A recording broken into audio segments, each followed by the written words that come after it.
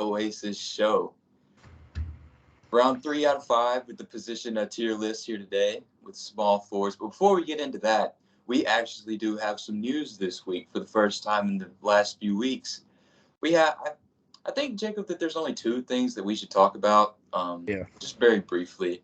The first thing is an unfortunate bit of news with Chet Holmgren tearing ligaments in his foot, and he will effectively be out for the entirety of the next season. That's really, really unfortunate, and especially for a guy of his frame, at his size. It's almost inevitable that he's going to have injuries, but feet injuries especially are very, very. It's not a good sign. It's not a good sign for him in his young career, and he doesn't seem to have a history of it, at least not that we know of. But I mean, the best thing that we can do is hope that it's just a one-time thing going forward, that he doesn't have to deal with it anymore. But it's super unfortunate that he's going to be out for this first season. Yeah, I agree. I think he obviously could have been rookie of the year easily, but well, I won't say easily, but uh, yeah, it is sad. I don't think it's major. I did see a article about some doctor he worked at like a facility. I forgot what it was, but they like work with players like that, like tall players with knee injuries and stuff. And they said he actually didn't have any risk injuries, major risk injuries for being that height, and not real big. Yeah, I'm sure they're just being very cautious with him, especially being as young as he is, and on a team that's not really trying to win. I mean, hey, why not hold him out and try to, join the sweepstakes for Victor Wembanyama? You might as well. So super unfortunate with Chet Holmgren. The other bit of news came on Wednesday night. Came on Wednesday night in the form of a trade, the first trade that we've seen in a minute, with Patrick Beverley being traded to the Los Angeles Lakers from the Utah Jazz for Stanley Johnson and Taylor Horton Tucker. Seems like we've heard Taylor Horton Tucker's name in trade talks for the longest time. Right. Me personally, I'm glad that that's finally over with. We saw the THT Nunn first round pick package be thrown around ever since last offseason. Right. Um, so yeah, I'm glad to have that out of the way. But Patrick Beverley spit on the Lakers. That's kind of been what's been discussed over the last few days, and I'm in the same boat with a lot of the other people. I have no idea what to expect, Jacob. Do you have any idea what to expect with Patrick Beverley? I don't. I know him and Westbrook have their history. I've seen that they might move Westbrook now, getting Beverly, and I've seen people say he should come off the bench. He should start. I mean, I don't know. I don't think it just shoots them up. It does give them the defense and mental toughness, but I don't think it just shoots them up like that though. I mean, one thing you could say about Patrick Beverley is he's never missed the playoffs. So Yeah, yeah, he's never missed the playoffs. So the Lakers have that going for him, especially after last year. But yeah, I don't know. Especially with them struggling as much as they did last season as a 3-point shooting team. right. Patrick Beverley he is the best career 3-point shooter on their team. He shoots 37% for his career. But if he's the best shooter on your team, as an opposing team, I'm not scared. I'm No, honestly not scared in the no, slightest. And of course, he does provide that. He's the dog on defense. He's right. a defensive anchor as a guard, and he's gonna provide the energy that they lacked a lot of times last season. But it is a little weird with him and Russell Westbrook, especially if they'll share the floor together. I Yeah, don't really see how that will fit. Really, it's kind of the same discussions we had last season with Russell Westbrook joining the team alongside LeBron and Anthony Davis. But it's yet to be seen. It could turn out great. It honestly could. The Lakers defense could jump up to a top five defense, especially if Anthony Davis can stay healthy. I think yeah, that they could very well be a top five defense. But it's just like we said, offensively, especially shooting the ball, I don't know, Jacob. yeah. I think that's going to be the biggest question if AD stays healthy or the whole team stays healthy. Yeah, Patrick Beverly's the best shooter. I don't know how to think about I'm not that. scared. I don't know what to think about that at all. Yeah. So that happened on Wednesday night, and those were the just most important bits of news. We had small things here and there, but not really worth mentioning.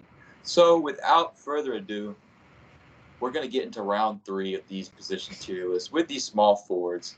This one is going to be interesting because there are some heavy hitters, some of the best players in the league at this position. So I'm very interested to see how this goes. Uh, same tiers as usual. We have the 6 tiers. If you've probably been watching at this point for those who are watching this video, so you can resort back to those if you need to. But starting at tier 6 with the fringe starters, Jacob, who do you have? I have Herb Jones, Sadiq Bey, Josh Giddey, Franz Wagner, and Reggie Bullock. Okay, who would you like to highlight out of those? I'll say it's 2, I think. I'll just kind of talk about one. I think Josh Giddey could move up to the next tier. I just didn't watch him a whole lot last year. Young team, young player. And then the other one is Reggie Bullock, because I almost put him in the 5th tier, because defensively and shooting, I know one game in the playoffs, I think he was like 0 for 10 from 3 or something like that. But he did, when he was hot, he did help that team, especially in the Phoenix series. That's it. I think he thrives with Luka. I'll say he thrives the way Luka plays, so it does help him a lot, and defensively. I think that's the only one I had to highlight, I believe. Yeah. This tier is very slim for me. I only have 2 people here on this first tier because the small forward position is so stacked. Yeah, the only 2 I have are one of my favorite guys in the league, and that's Herb Jones. I have Reggie Bullock here too, but I have Herb Jones here, and it kind of hurts me. But that Pelicans team is loaded, and honestly, he could be pushed to a role where he comes off the bench sometime, which would make him a fringe starter. We know what he does defensively, and especially as young as he is, his potential going forward. I've raved about that already, but he's here for me just because of more so the talent on his team more than anything. And I also have Reggie Bullock here as my other guy, just because the same thing. He could be a guy who gets pushed to the bench, maybe even in a possible 6-man role, or he could stay in the starting lineup with the absence of Jalen Brunson. He could step in and be the 2 on that team, and we've seen him, like you said, thrive alongside Luka, be a consistent 3-point shooter most of the time, and play good defense. But those are 2 guys that I could see possibly being moved to the bench, playing that fringe starter role, and that's fine. That's fine because they provide good defense, and they're 2 guys who play well alongside the other talent that's on the floor. Right. I will say about this list though, you really can't go wrong with some of them, because it is a lot of talent. But yeah. I'll go ahead and say this is the shortest player pool that we've had so far. There are only 26 players here in total. Right. So it's fairly limited. Moving into tier 5, the average starters. I have 6 players on this tier, and I have a lot of the names that you said in your first tier. I have Franz Wagner here. I have Sadiq Bey. I have Josh Giddey. I've got Bojan Bogdanovic, Gordon Hayward, and Harrison Barnes. And I think I'm going to talk about Josh Giddey a little bit.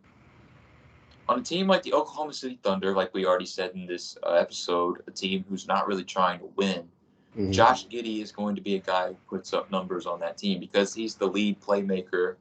He's probably the 2nd or 3rd scoring option on that team. And he's 6'8", and he's a solid rebounder. So he's a guy who's going to put up 17, 18 points, 8 assists, and he's going to get around 7, 8 rebounds. So his numbers are going to be vaulted. And in no way am I trying to say that he's kind of one of those players whose numbers are faulty, who doesn't play as well as his numbers show.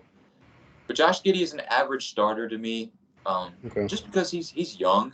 And like you said, he's a guy who could move up. You had him on your first tier. Yeah. I watched him a solid bit last season. I think he's an excellent playmaker. But scoring-wise, I am a little skeptical of him scoring the basketball. And defensively, of course, I don't think he really brings it that much. But he's young, like I said. But playmaking, I think he's got it. And as a 6'8" playmaker, we've seen guys like that thrive before, guys like Ben Simmons, guys like Draymond Green. Of course, those guys are more defensively inclined, but Josh Giddey, numbers-wise, has got it, and I think that's enough to even just make him an average starter. Yeah, I agree. My tier 5, like I said, you can move some of these players around very easily. I had Bojan Bogdanovic. I had Gordon Hayward. I had DeAndre Hunter, and I had Keldon Johnson. Okay. Now Gordon Hayward, I mean, I wish to put him up higher, but like I said, the injuries, you have him higher. Uh, I don't know. It's just I guess the injuries over the last few years and how he kind of fits with the Hornets. It's not bad fit, but I really hope he kind of not play like the Jazz days, but kind of at that higher level, I guess. Kind of gets back up there. Yeah, he's an average starter at this point. He just is. Yeah. Been injury derailed, and it's kind of like what I said with Klay Thompson last episode. He's fading, unfortunately. Yeah. He had his peak. He had his peak in that super unfortunate injury his first game with Boston. Ever since then, it's kind of just been a downhill thing. It may not seem like it, but he played over 50 games last season, but you just never felt like you heard about him just because he was kind of there. Yeah, that's the thing. I can't remember how many games he played. I looked it up. But I think after the season he got hurt, he came back and I want to say played 40 the next two seasons, like 40 and 40. So it's just the injury. That injury did start making him go downhill. I wish it didn't. I wish he can kind of go back up, but I don't know. It's kind of tough. I like that. Yeah. One player you have on this tier who I want to bring up really fast. I want you to kind of explain yourself. You may not have watched this player a whole lot last season. Right. But that's DeAndre Hunter. Yeah. See, I want you to tell me why DeAndre Hunter is here for you. I didn't watch him a whole lot last year. I kind of did in the playoffs, and he had his moments in the playoffs. Yes, he did. But also, I did see he did get defensively. He kind of got not attacked, but he did get scored on a lot. Like I said, I just didn't watch him a whole lot. He could put him in quality, I think. I do. And now with DeJounte Murray, he can shoot up a little bit, I guess, because he goes from what? I don't know. Was he the second option last year? Second, third? I would say John Collins was still the second option on that team whenever he was healthy, but we saw in the playoffs sometimes DeAndre Hunter was the go-to guy at some points with Trae Young struggling. Right. So with DeJounte Murray, he kind of goes back again, like third or fourth now, but he still could. I think he could still score really good. Like I said, you can move him up. It's just I didn't watch him a whole lot last year. That was my big thing on it. Yeah, I brought that up because I'm a believer in DeAndre Hunter. I think that's great. I think that you brought up the defense, and he did draw tough assignments, but that's why I think he's gonna be good as a defender. He was good in college. He was good coming out of college as a defender. And he's a solid NBA defender, but he draws tough matchups. We saw him draw Jimmy Butler matchups in the playoffs. And we saw even in his first season in the playoffs going against the Milwaukee Bucks, he drew the Giannis assignment sometimes. Yeah, so which is insane to think about as a rookie. So he of course kind of did in, but he's a rookie. What are you going to do against Giannis, especially in that playoff run? Right, and it's just more experience for him defensively. But, he's getting battle tested. Right, so like I said, I can move him up. It's just I didn't watch him a whole lot last year. That's like my main thing. Yeah, that's what I guessed. Yeah, so I'm gonna do better this year. I'm gonna watch a whole lot more this year, a lot more players instead of just certain teams. I will say. Your tier 4. Give me your tier 4. Ooh. Quality starters. This one's tough. This is once again my biggest tier, by the way. Yeah, kind of. I think it's mine too. I have Dillon Brooks. I have Harrison Barnes. I have Miles Bridges, I guess we can say. Yeah, I put question marks next to his name. Yeah. I put a star by it. Michael Porter Jr., Mikal Bridges, and Andrew Wiggins and OG Anunoby. Now, I'll let you say yours, and I'll go ahead and talk about mine real quick. Andrew Wiggins, I want to put in All-Star, but I don't know. Like, I'm really glad he got it last year, but I don't know how much he deserved it, I guess. And now you got Kawhi Leonard coming back. Right. So that's a spot right there. You could say Paul George, I guess, in the forward spot. Yeah. I don't think he'll get it again this year because he obviously had better seasons. But he thrives with Golden State, I think. Not as a first option, but, the second, third at times. Mm-hmm. but I don't think he'll just be an all-star, at least not an all-star starter this year. Uh, and Scotty Barnes, I honestly think Scotty Barnes can make that all-star jump next year. That's just so he's like at the top of my tier. So I think he could be an all-star next year, especially with how young Toronto is, how defensively that team is, how good defensively the team is, and Right. offense is saw what he did last year, rookie of the year. So Hmm. I'm just gonna go ahead and let you know right now. Scotty Barnes is in my tier 3. yeah, He's see he's he's an like all-star caliber player for me. him and Andrew Wiggins are like at the top of my tier 4. Like they could slowly move into 3. Hmm. So I'll give you my tier 4 now. We have a lot of the same guys on this tier actually. I have Dylan Brooks. I've got DeAndre Hunter here. Got Keldon Johnson. I've got the Miles Bridges question marks. So kind of throw that to the side. Yeah. Michael Porter Jr. is here. As much as it hurts me to say, I'm a big Michael Porter Jr. guy, but he is here. Got OG Anunoby. Got Mikal Bridges, and I have Andrew Wiggins here too. And Okay. kind of what you said, and with players coming back, especially at the forward position, and also I think storylines really helped Andrew Wiggins last season develop that all-star case, especially as a Okay. starter, Yeah. because the Warriors were at the top of the West. I'm not saying that the Warriors won't be at the top of the West again, but it would just be kind of tough to repeat. It would be a tough thing to repeat. Hmm. So I think that he is a quality starter. He's at the top of my quality starter Yeah. tier, but he is going to sit there. And I brought up Michael Porter Jr. He's a guy that going into last season, I had a third team All NBA. I put him here. I put him here at quality starters because I'm scared. I'm scared for Michael Porter Jr. at this About point. the injuries.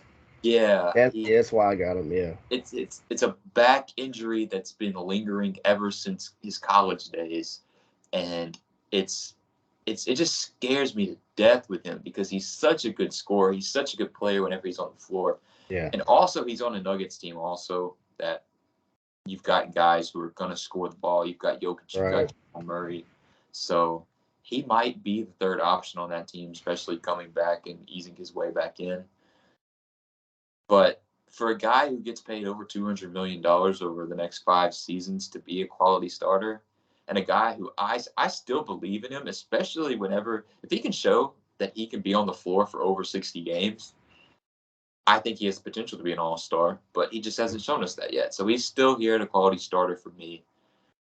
Yeah, that's really all I can say about Michael Porter Jr. Yeah. I think that was my biggest thing was the injuries. Yeah. Do you have anybody who was on my tier 4 that you disagree with Um. outside of DeAndre Hunter? No, I think I can see the rest. Like I understand the rest of them. Yeah. Mikal Bridges is here too. I think that he Yeah. is the definition of a quality starter, but I think that he is the type of player that could kind of play an Andrew Wiggins type role and potentially become an all Yeah. star, especially Mm. if the Suns are the 1 seed, if his scoring production could go up just a little bit because he's a defensive player of the year candidate at this point. Right. And if he could average 17, 18 points, which would be tough on the Suns team, of course, where he's maybe the fourth Fourth. option, Yeah. fourth scoring option. But he's a guy who I actually kind of considered maybe putting all-star caliber just because his defense is insane. Yeah. And he's a guy who can score the ball given the opportunity. Yeah. I thought about it. It's just like you said, the offensive game, I guess, an improvement there could make him an all star. Defensively, we know what he does. I almost put him at all star just because of that. Mm-hmm. But he's like he is like a Andrew Wiggins. He's a key part to that Phoenix team. Right. Like I know there was like the Kevin Durant trade rumors and everything, the package, but I mean, I think any contending team would love to have him, or playoff team. Definitely. So Oh, I would love him on my team. Mm-mm. All right. Tier 3. We're getting into the big dogs now. This tier is an interesting one. I'm really excited to see where this tier goes. I'll give you mine first. Like I said, Scotty Barnes is here for me. hmm I have DeMar DeRozan. I've got Jaylen Brown here. I've got Brandon Ingram and I've got Chris Middleton. Those are my 5 that I have at tier 3. And I'll Okay. talk about why I have Scotty Barnes here. Scotty Barnes was almost an all-star last year as a rookie. Mm-hmm. He will be the guy. He will be the initiator on that Toronto Raptors team. That's a team who made the playoffs last season, and they're a team that I think will be a top 8 seed in the Eastern Conference. They might not be a top 6 seed just because of the depth of the Eastern Conference, Right. but they very well could be. Scotty Barnes, he'll have the kind of like what I talked about with Josh Giddey. He has the numbers. He'll have that 18, that 7, and that 8. But on a winning team, especially, and with the defense that he plays, he's such a good defender at this young age. 6'8", 6'9", moves his feet. His lateral quickness is great. Right. I think it's all just the perfect. All the ingredients are there. It's the perfect recipe for an all-star caliber season. Right. I think everything is there for him. Yeah, they obviously have one of the better coaches in the NBA. You could honestly say, one of the best. I think so. Behind, let's say he's like the second or third scoring option right now. I think next year that will change.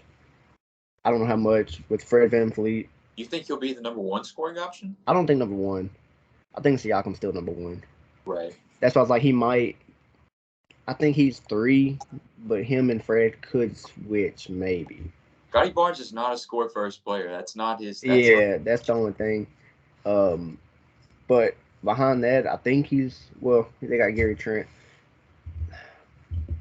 I don't know. We'll just have to see. Barnes is the initiator. That's his role. Yeah. So I could see him being an all-star, if not this year, really soon, within the next two years maybe. He will be at some point. Right. All right, give me your tier 3. I think we had the same ones besides Scotty. I had Brandon Ingram, Jaylen Brown, Chris Middleton, and DeMar DeRozan. Yeah, I figured. Do you have anybody you want to talk about this tier? I don't think so. When we saw DeMar DeRozan last year, he could very well go to that next tier. Well, I was about to bring that up. That you say that because DeMar DeRozan was All NBA second team last season. I was going to ask you. I probably should have left that. I was going to ask you, out of those guys, maybe exclude DeMar DeRozan, out of Jaylen Brown, Chris Middleton, and Brandon Ingram, who do you think is the most likely to make a jump to an All NBA caliber player, possibly next year, or just for this next season? Who is the most likely, do you think, out of those 3? I think I want to either say Jaylen Brown and Brandon Ingram. I think I'm leaning more towards Brandon Ingram. Really? Yeah. You got a reason for that? Because Zion will be back. He was the 1-2 option last year behind CJ Sum. I think Zion coming back, that's going to take a lot of the defensive attention. Right. It will. So I think he'll get those good chances. We'll see how Zion is if he can stay healthy. But I think he can shoot up to All NBA. I don't know about I don't know about first team, but no. So yeah, like I said, it's stacked. Even the East. So Jaylen Brown might have a better chance just because of who's ahead of him. Jaylen Brown was going to be my guy. Yeah, so he might have a better chance. So, and I was going to go with Jaylen Brown just because of I expect the Celtics to be a top 3 seed in the Eastern Conference next season. I think that's a lock. And I think especially if he puts up over 22, 23 points, maybe 5 and 4 maybe, if he puts up those numbers, he's got a solid shot to possibly make an All-NBA team. Of course, depending on what other people do. But it's a possibility. And I think that those numbers and the team success is very, very realistic. So it's definitely something that I can see happening. Yeah, I agree. You can for sure say Boston will be top 2, 3. I think he'd have the not easier path, but a better chance than Brandon Ingram. That's how stacked the West is. All the small forwards are the forwards in the West. Right. Okay. This is the point of the episode where we get a little I feel like we're going to disagree. I feel where it. we get a little disagreement. I feel it. I can feel it. Tier 2. Jacob, give me your tier 2. This is my All NBA tier. Right, it's my tier. I have Paul George, Jason Tatum, and Jimmy Butler. They're my 3. Now I'll see what yours is before we start anything. I only have 2 players here, Jacob. You only have Jimmy Butler there? I only have 2 players here. Oh, okay. But one of them is Jimmy Butler. One of them is Jimmy Butler, and Paul George is the other one. So I think you can make an educated guess of who is at tier 1. Mm-hmm. Let's talk about it. Let's talk about it. Last season, and if you didn't know who it is, it's Jason Tatum. Jason Tatum is in my tier 1. He's not in my tier 2. Let's talk about it. Jason Tatum was a first-team All-NBA player last season. He was a first All-NBA player team. He was a first All-NBA team player last season. Good grief, I can't get my words out. These tiers are mainly for the regular season. I say these tiers are for the regular season.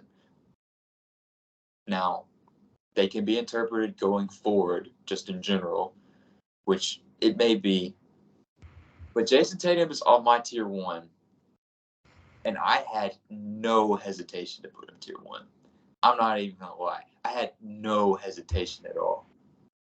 Because his defense is so improved now. If his defense hadn't improved and he was just still the offensive guy that we know he is, he would still be at my tier 2. I would only have him tier 2, but it's the defensive improvement under Coach Udoka, which just makes me so much of a believer in him. I think that he's a consensus top 7-6 player in the league already. He's only 23 years old. He had the best defensive rating in the NBA last season. I know that's kind of a flawed stat, but the numbers don't lie. Jason Tatum picks up tough defensive assignments. We saw what he did in the playoffs against Kevin Durant.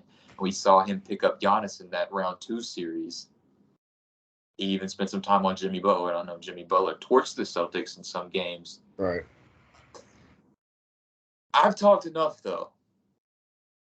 You have Jimmy Butler at tier 2, and I'm surprised by that.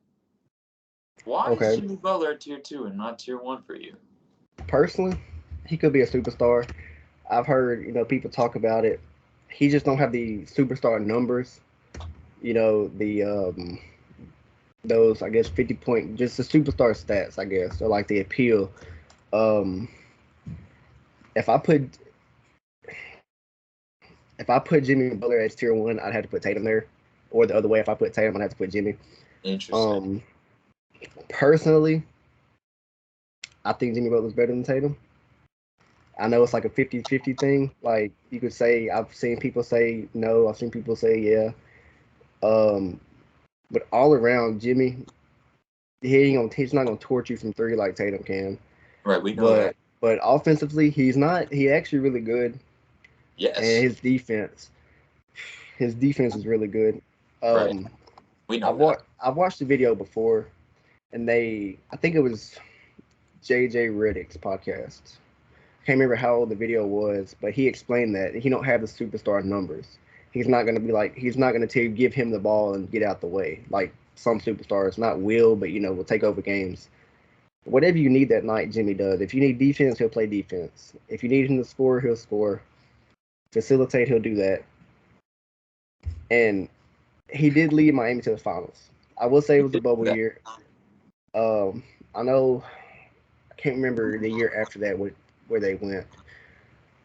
Then I know the year before last, they did get the Bucks kind of, embarrassed them. But last year, I mean, even last year in the playoffs, he had, I think, the most 40-point games in the playoffs.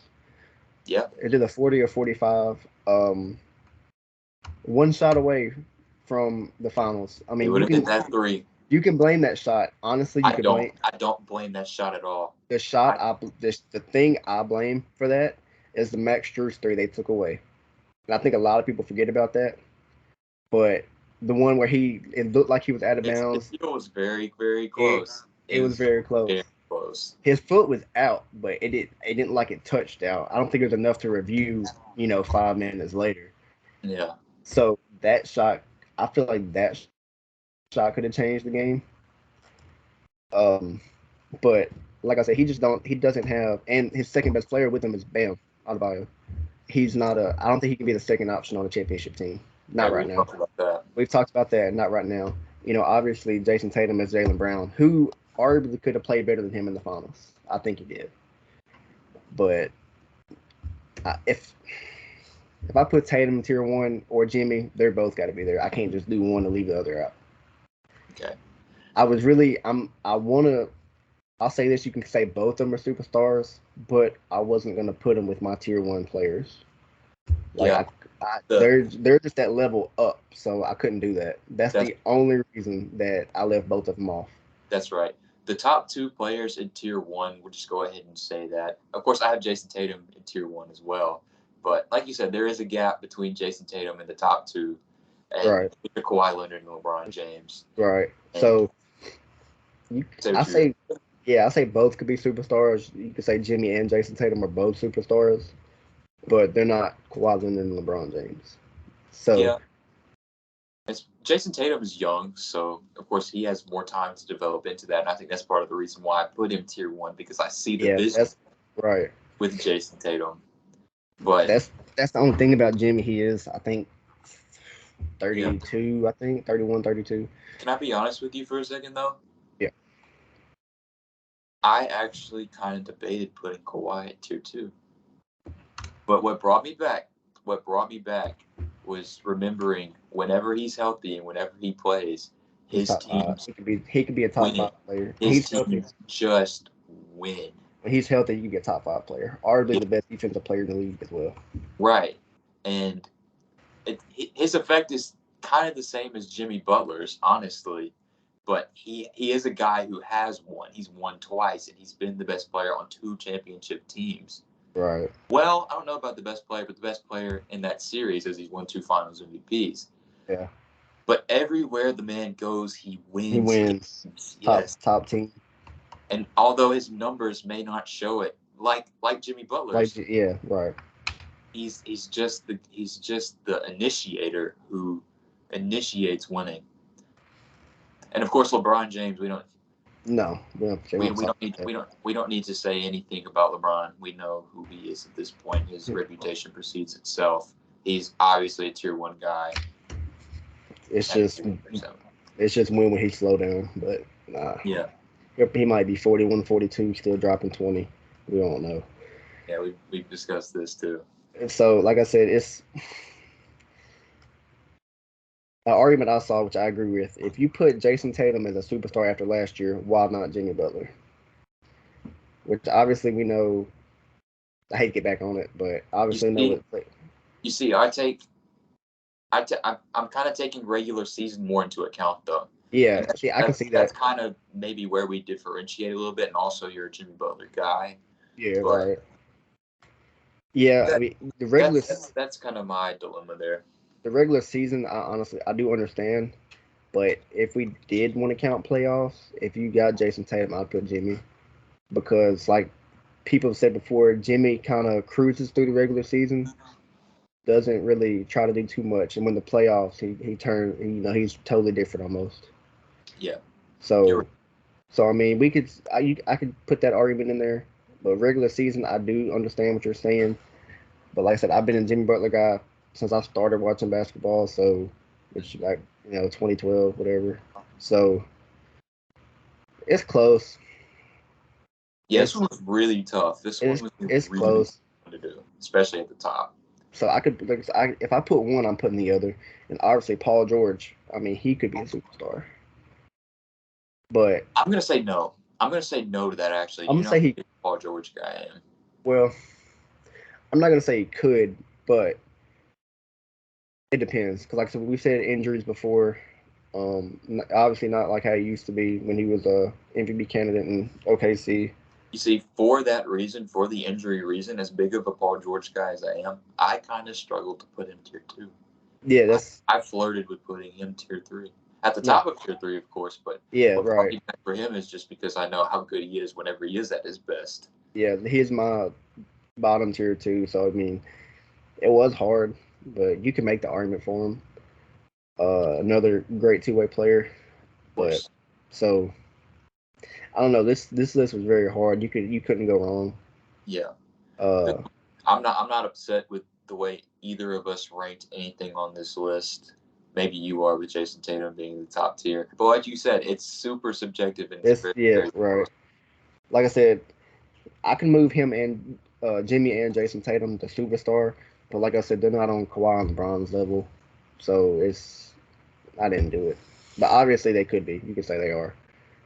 Yeah. Um, you're right, Kawhi. You said you could move Kawhi down. Is that what you said? Just because of the injury? Just because of the injuries and like I said, I take regular season a little more into account with these tiers with all NBA being involved. So, Right. kind of cruise through Oh, the regular season, Kawhi Leonard.